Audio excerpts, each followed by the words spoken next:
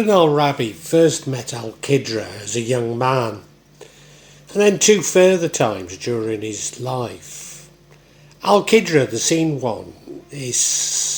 green one, is seen when one begins a spiritual journey. Indeed, it's Al-Khidra who downloads to you the knowledge that you will need to begin this spiritual journey. For Al-Khidra is the wisest of the wise. So this initial meeting sets Ibn Arabi on the path of knowledge. The path of knowledge which leads us back to Allah.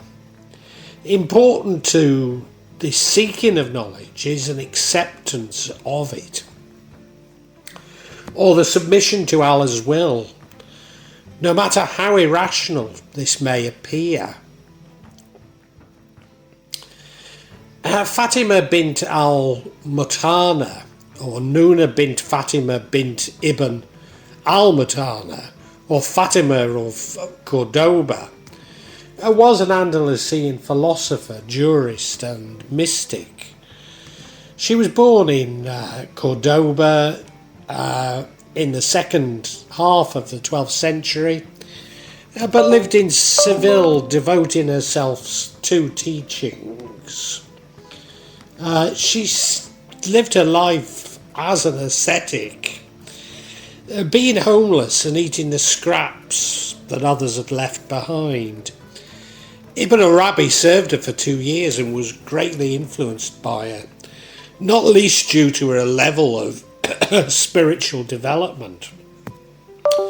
For Ibn Arabi, reality is one of all human beings, male and female. The two genders are equal in respect of humanity, as that is their origin, with maleness and femaleness being contingent states in the essence of humanity. Moreover, for Ibn Arabi, sexuality is intrinsic to spirituality and transformation, based on the highest values of respect and concern. He sees gender as a relative affair and maintains that all beings have both aspects of femininity and masculinity. In different situations they display one of these aspects of gender, thus embracing human diversity and a universal set of spiritual imperatives for humanity. So different from the views on sexuality that are promoted by my fellow Muslims on this very platform.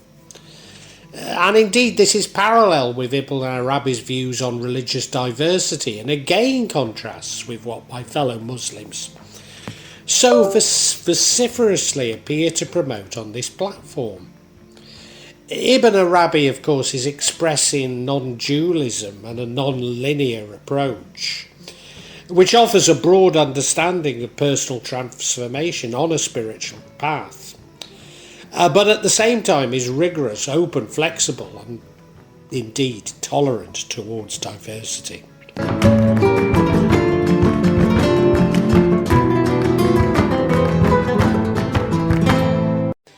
Ibn Arabi does use words like father, mother, male, female, sexual union and offspring to denote varying spiritual realities and relationships within the universe, nature or alam, as well as other human beings.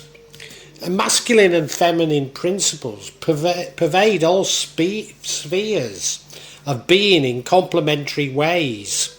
All existence is birthed through the union of marriage of these principles. Therefore, gender for Ibn Arabi does not necessarily refer to physical gender, but the metaphor of gender, especially of providing and receiving. Within Al-Qu'ran, the concept of gender rarely refers to physical gender, despite the Arabic being mistranslated as exactly this. Indeed, Ibn Arabi is quite clear that the mentions of gender within the scriptures, including Al-Quran, are allegorical and not literal. which is a part of my belief that we should see all scriptures as ultimately allegorical. The mother therefore exists at all eminencies, above and below, within and without. It is central to the act of creation itself. For Ibn Arabi it is female, the receptive which can receive knowledge, and not the active which rejects it. For being receptive of knowledge is how transformation occurs.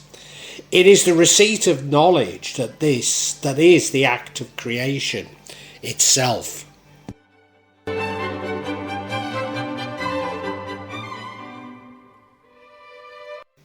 The oneness of being, Wadat al-Wujud, means that all existence emerges from and reveals a singular and unitary being.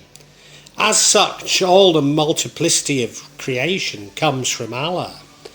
The diverse forms of created beings amid nature, human beings, and the entire cosmos are manifestations of Allah. The external world of sensible objects is but a fleeting shadow of the real Al-Haq, or the real Allah. Allah alone is all-embracing and external reality that exists in the shadow, Tajalli, and the real is not independent of Allah. For Ibn Arabi, we are created in the image of Allah. Indeed, Ibn Arabi often quotes the story of Adam and Eve and how Adam was created in Allah's image. We are all at once a unique site of divine disclosure and simultaneously share with every other the potential to comprehensively embody a balance of all divine attributes. Each of us manifests the divine names in relation to the very specific predispositions, configurations, locations, cultivations and possibilities of our nature. From this perspective, then, we are all discrete manifestations of Allah, with a distinctive path to our refinement of divine attributes. We therefore combine all the qualities of the names of Allah, including the masculine and the feminine, for we can never understand Allah without uniting these polarities. Within alchemistry, red sulphur points to the uniting of genders, sulphur being assertive or masculine, sometimes seen as the Red King, and Mercury accommodating or female, the White Queen, the sun and the moon if you like. It's an essential part of the process of turning lead into gold, or freeing oneself from the impurities to find the true self or Allah. So the Be'ahatir is the oath of red sulphur and points to the need to unite these polarities, with the quest for red sulphur characterising Ibn Arabi's spiritual path. Tell me, friend, which place do you want to take me to? Want to go to the city of the messenger in search of the stadium of radiance and the red sulphur. And that's Ibn Arabi himself in the book of the Journey of the Night.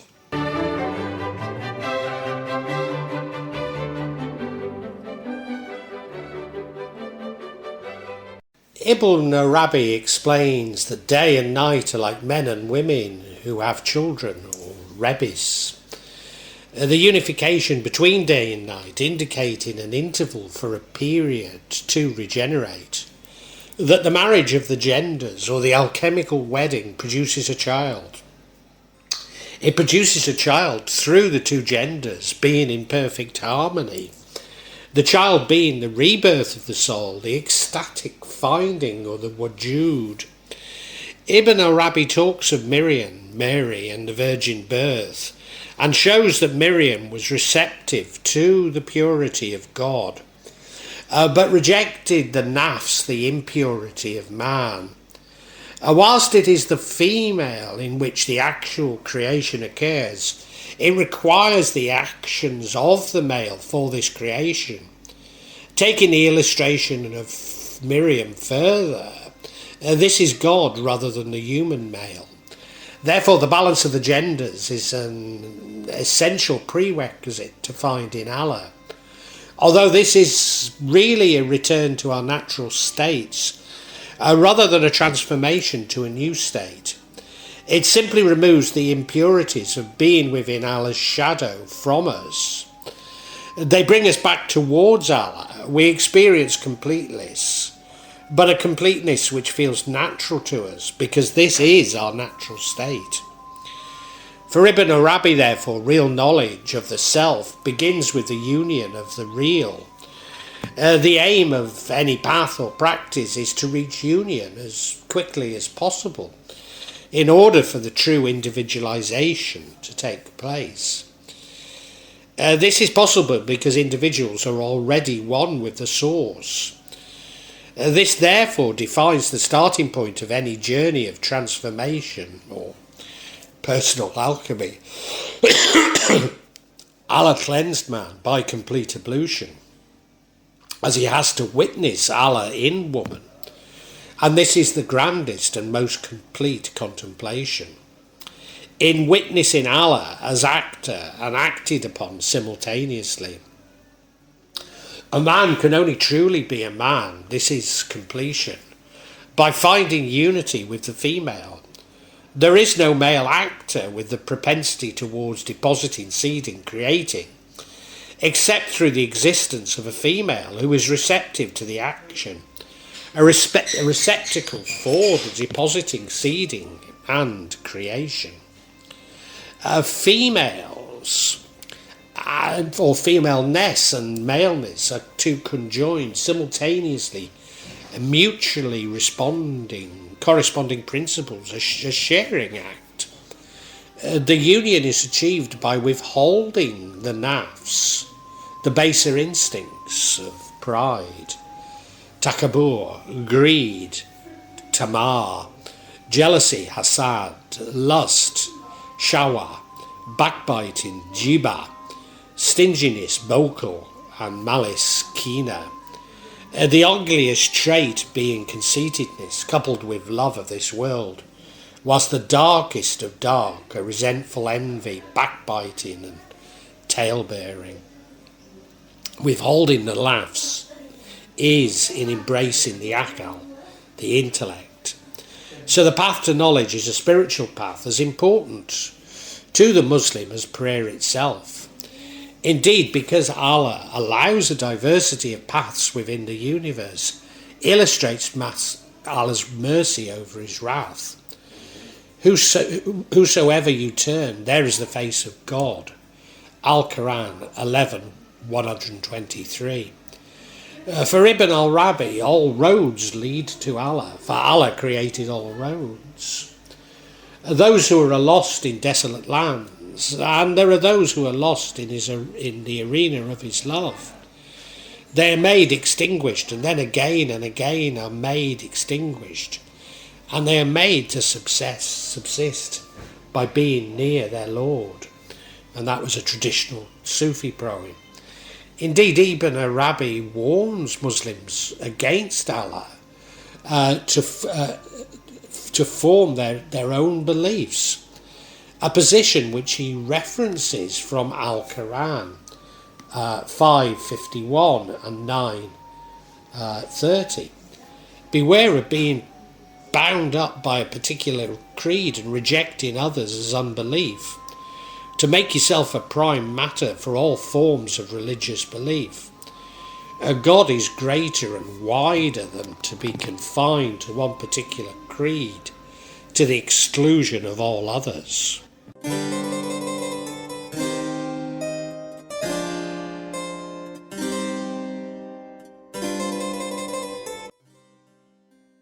Nevertheless, for Ibn Arabi, whilst the red sulphur was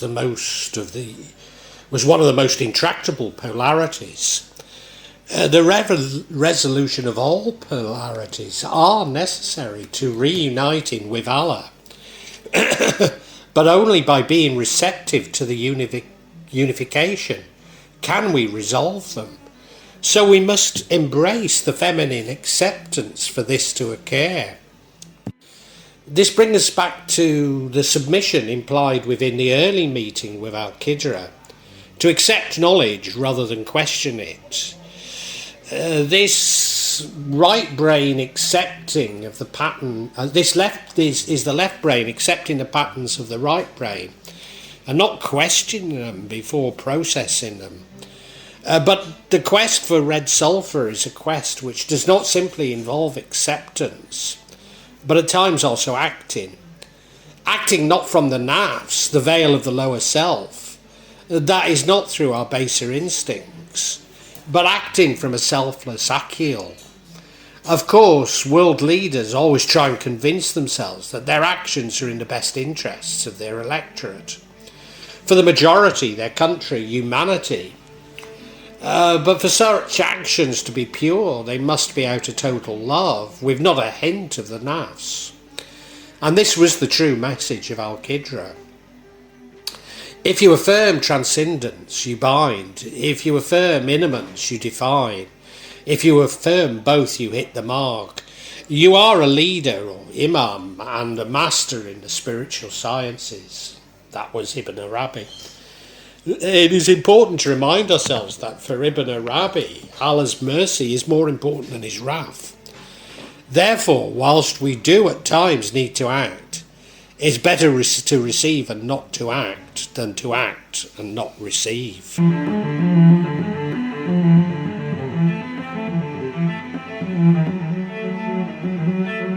Ibn Arabi's cosmology depicts reciprocity and mutuality of relationships between the sky and the earth, the above and the below.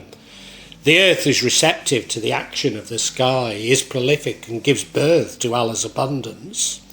The earth embodies the divine attributes of stability, strength and subtlety. The earth mirrors an amalgam of divine qualities that provide instruction for those seeking to advance their own spiritual progress. Thus the earth is to Ibn Arabi the divine feminine, or the earth mother, whereas the cosmos, or father sky, influences the earth, and therefore the masculine. As ultimately Allah is the only creator, then Allah is the only true male within the universe. Allah created the world to be known for Allah to experience himself through something other than Allah. Although in fact the divine names create themselves, having been created by Allah. That is, Allah created the conditions for creation, and it occurs with his will, but he is not directly acting for its creation. Of course, Ibn Arabi is not ascribing human masculinity upon Allah. Indeed, he often took the contentious view that the essence of Allah is feminine, the mother, using feminine images for Allah, metaphorically, of course. But then there is no creation unless it is acted on, or more precisely received, meaning that we do create our reality, but only by accepting the actions of Allah. Only through love can man find a oneness with Allah, or uniting with Allah, by realising that we were Allah all along.